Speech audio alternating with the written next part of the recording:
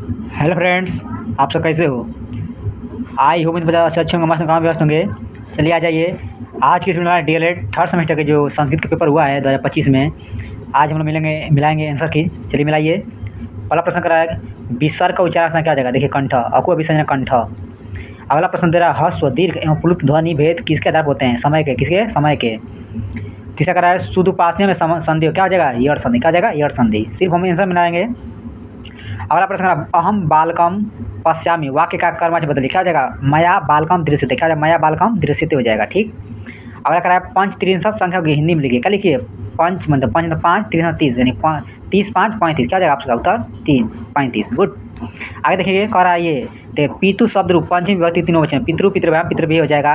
और आप पावा का संधि विच्छेद कीजिए और संधि का नाम लिखना है। पावा का पौ धन अकह और संधि का नाम क्या हो जाएगा? अयाति संधि। ठीक है। करा हितम मनोहारी च दुर्लभ वचन का हिंदी में लिखना था। क्या लिखना था? अर्थ। क्या जाएगा? हितकारी मनोहर वचन दुर्लभ होते हैं। ठीक है। करा गंतुम और आदाय शब्द में प्रत्यय लिखाना। देखिए गंतुम तुम है, तुम इसमें आदाय में देखिए उसर लगा है।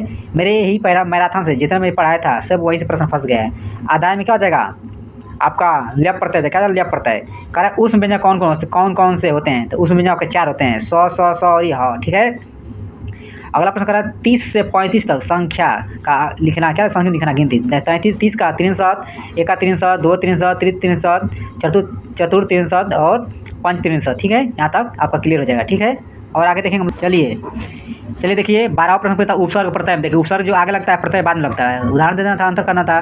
कर वाच्य कितने बार होते हैं? उदाहरण दीजिए। वाच्य क्या होता है? वाच्य प्रत्यय 3 होते हैं, कर्तवाच्य कर्म भाववाच्य। ठीक है। लेकिन निम्नलिखित श्लोक का हिंदी में अर्थ लिखना था। नैनम छिद्रमति सदानी नैनम दवती पावक न चंद्रम क्लेदवान्ते हो न सौ 30 मारुता। देखिए इस आत्मा को न तो शस्त्र काट सकता है, न अग्नि जला सकते हैं, न इसे वायु सुखा सकता है। ठीक, ये लिखना था। कह 15 गम धातु का लीट लगा। देखिए पश्यति गमिष्यति गमिष्य गमिष्यन्ति गमिष्यति गमिष्यति गमिष्यामि गमिष्या गमिष्याम, ये लीट लगा हो जाएगा। ठीक है। कह शिक्षण अधिक स्वामी साहब क्या समझते हैं? शिक्षण उपकरणों का नाम लिखना था। तो वो शिक्षण स्वामी समय जो अध्यापक अपने स्कूल में पढ़ाते समय बच्चों के सामने क्या करता है? टीएलएम का उपयोग करता है, उसे हम लोग कहते हैं। प्रश्न 17 का रहा है, द्विगु समास किसे कहते हैं? सुधारण सुने। देखो द्विगु समास ये होता है जिसमें संख्यावाचक होता है। क्या होता है? संख्यावाचक। जैसे चतुर्भुज, चौराहा, दोराहा। ठीक है।